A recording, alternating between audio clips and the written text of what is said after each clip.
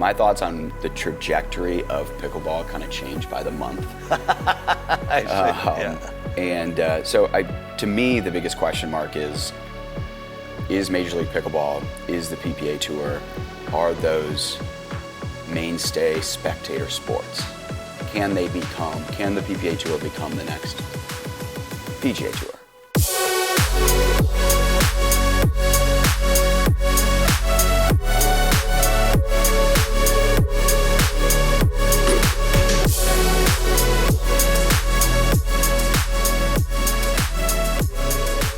Well, here we are today again at the Future of Pickleball, the podcast that will talk about the future of where the sport is going. We know it's hot. We know the celebrities are coming in. Now we're bringing in the movers and shakers that are going to make this sport go places and talk to them. Today we're starting off with a very, very interesting guy. Thomas Shields from the Dink has been one of the earliest, most successful podcasters, content creators. He's a guy that's making things happen in the sport that has helped a lot of ways. We want to hear from him today what his thoughts are. Welcome. It's great to be here. Good, good. First, with all my guests, as we always need to do, give me a little bit of an idea as to what was your pickleball journey that got you here today? Where did you begin? Good question. I probably started playing 6 years ago, very casually. So I come from a tennis family. Okay. A lot of college tennis players. My uncle runs a tennis business. We grew up doing tennis lessons together. Eventually everybody got old, we stopped playing tennis. Then they put pickleball courts down in Florida where my family goes. And I think our grandpa probably convinced us to go over one day. And so we played maybe for 3-4 years without thinking about it. Only when we were down there like once a year, right, yeah, with the family.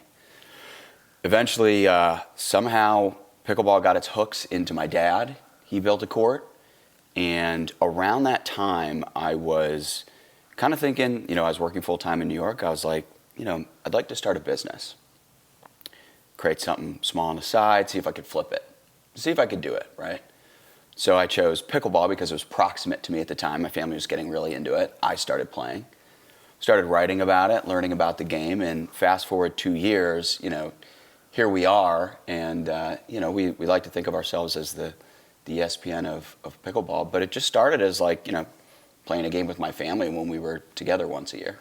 So now, as you, in most of the entrepreneurs that are in the pickleball space today, they went through some sort of a change or an epiphany where they began to see it from something that was small, modest, reserved, there's maybe some legs to this thing. Pickleball there's maybe itself? some pickleball itself. Yeah.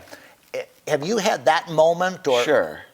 Yeah, probably a few different times. So, when I first got into it, the only place you could find pickleball information was Pickleball Forum on Facebook. Sure. So I spent all my time in there, and that's basically where we got our information, and we would just repackage it, and we'd summarize it.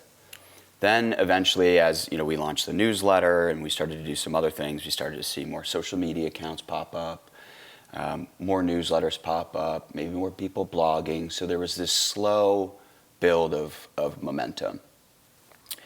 And then I would say it kind of started to become a thing where the more, anytime I would see an old friend who I hadn't talked to in a while, they're like, I just played pickleball for the first time, right? Yep. And you start hearing that over and over and yep. over again.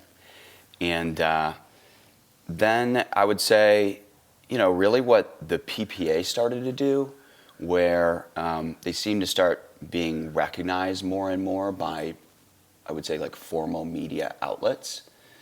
And then I would just say, courts themselves were just popping up everywhere, right? Right. I mean, everywhere you went, it was there's a new pickleball court being put in.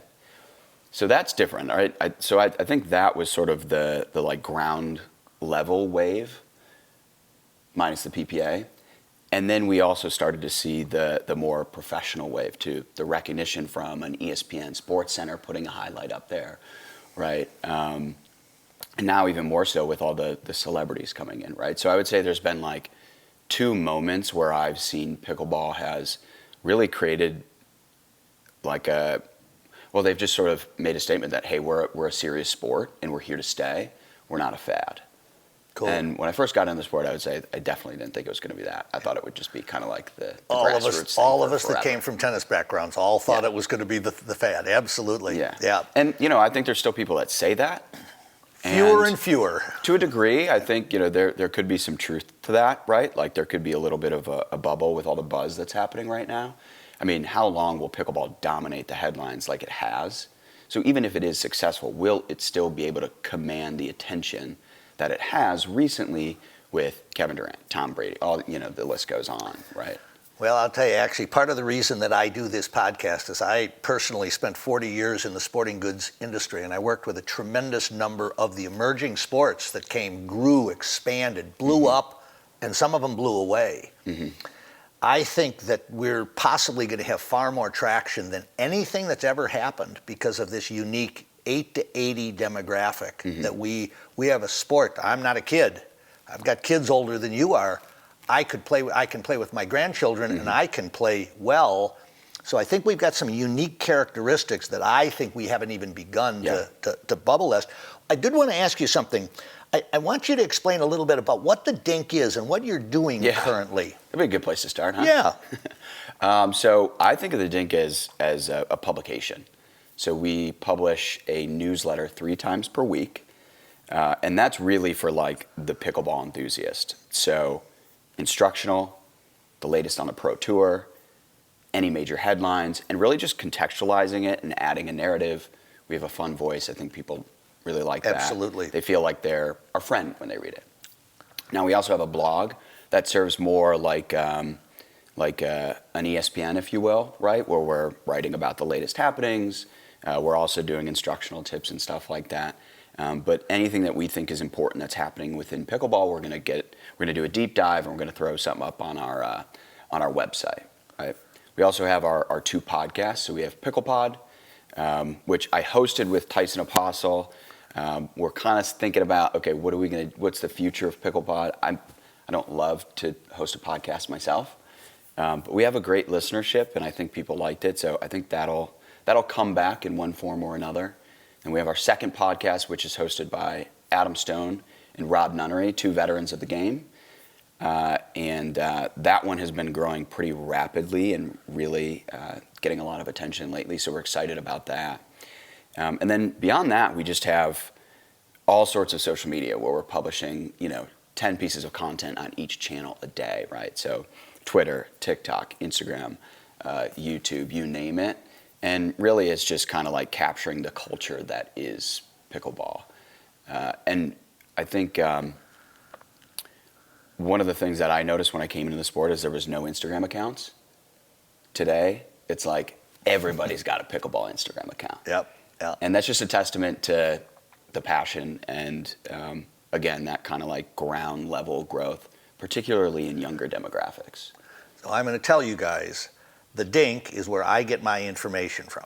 They really are. They are the source. I follow all of the podcasts, and I follow all of the personalities in the sport, just trying to stay current myself. You guys have done the best job of providing news and now I'm to the point, I used to be the guy that had all the news first. Right. I'm not anymore because you're out there. So I think you're doing a great job in that. And those are the kind of things that really intrigue me.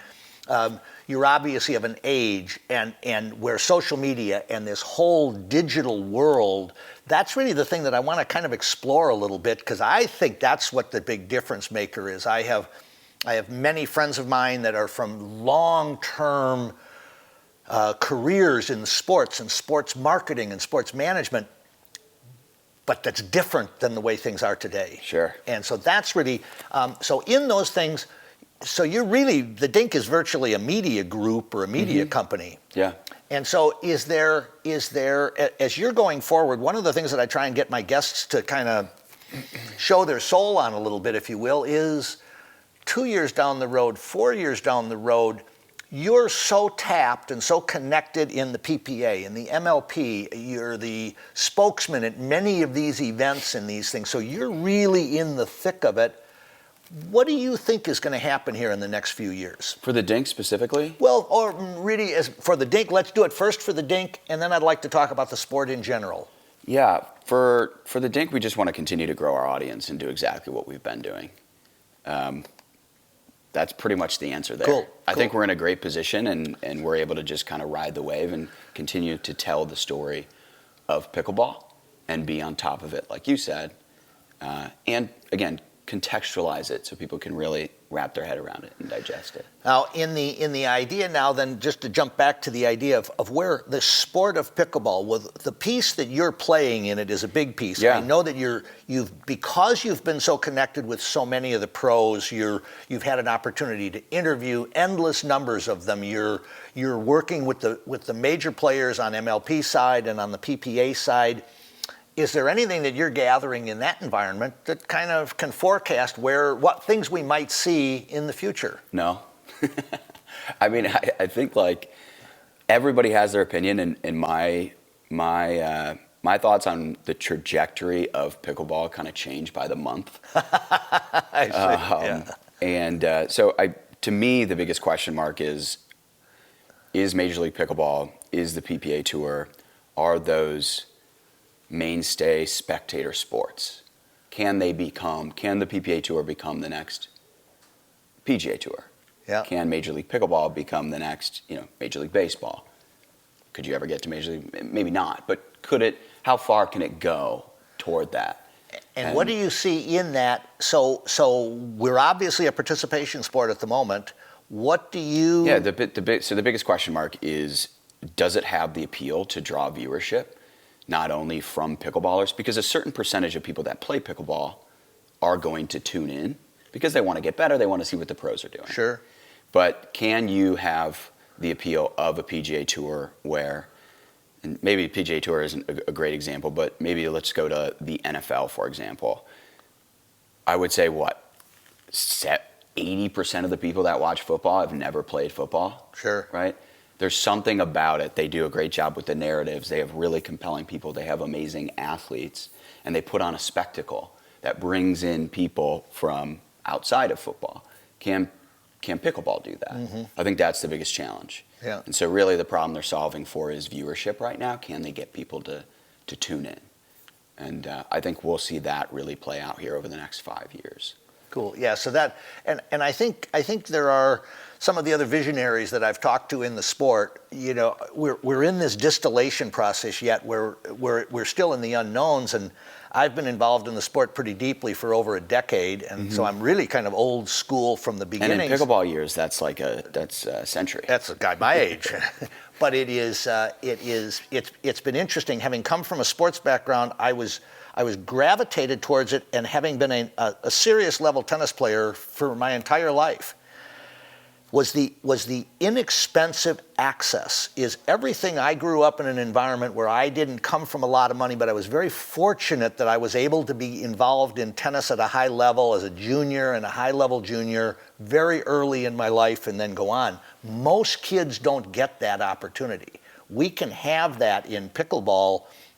As you see, and we talk about the pro side, what do you see in terms of the Dink and your own mindset, in terms of where you see the general consumer, the general players, the 3-0s, the 3-5s? Yeah. How do you see that playing into your business model? Yeah, that's a good question, because it's something we've been thinking about a lot. We're trying to create content now for the casual player, somebody who doesn't really care about what's happening on the pro tours. Right. So one way we've been doing that is really upping our instructional content on our blog specifically. So everything from, hey, what paddle do I buy, to what's stacking, right? Sure. So just trying to appeal more to the everyday player that's not necessarily like the pickleball nerd. Right.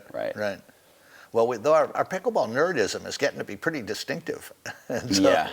The one of the questions that I've got on my things that I want to chat to you about is, because of your knowledge and your background and what you've demonstrated in the digital space, how do you see the current position between digital and streaming services and classic TV in terms of exposure for the sport? Yeah. Well, I mean, I think whatever the next big sport is, I don't think it's going to exist on cable like we once saw. Mm-hmm. So I think it is going to exist on streaming platforms. I think one of the, sometimes I mix up this information, but somebody just, it was one of the tours, part of their deal was X amount of streaming hours on Amazon Prime, right? Prime Video. Yeah. So I think that's really the way it's going to move. And then for the tours, the heavy lift is how do you drive people to go tune into that? So it's really not that different. It's just kind of housing it in a different space. So yeah, it is more, I guess, digital, if you will, but it's still the same thing as putting it on a TV. You got to get people to go watch it then. The difference is, once upon a time, you sat in your living room and whatever was on the TV, that's what the country was watching. Right. That's not the case anymore. You have to figure out a way, and probably a lot through social media, to get people to care about these players and want to tune in and understand the importance of these events, what's on the line, and really make them just care. And do you think that some of the caring will come as our sport develops player personalities, player everybody images? says that. It's sort of like the low-hanging fruit talking point for what's one of the things pro pickleball needs to solve. It's like, well, yeah, they need to build narratives. They need to build the stories. And when you look at the players, there's some really interesting personalities with some really interesting backstories. So you just need to figure out what's the best way to capture that, create an engaging narrative, package it into a digital product, and then get that in front of people. I think people like Steve Kuhn likes to point to the F1 Netflix documentary that changed F1. Right. So pickleball needs to find its version of that, and I'm not saying it's a documentary, but it is a way that you tell the stories of these players so that people end up resonating with them and then caring that they win and wanting to root for somebody. Cool.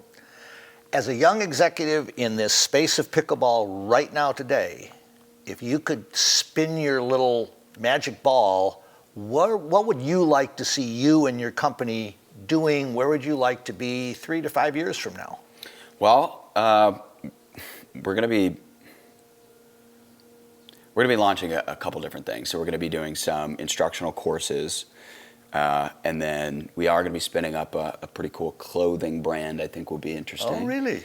Yeah, it won't be under the Dink name, but it will be closely aligned. So I'm excited about that. So maybe a long-term goal would be, when I do go play at the local court, somebody's rocking that gear, right? Get the merch. Yeah, exactly. So I think that'll be really cool. But beyond that, it's, just continue to be the pulse of pickleball. That's what we want to be. Cool.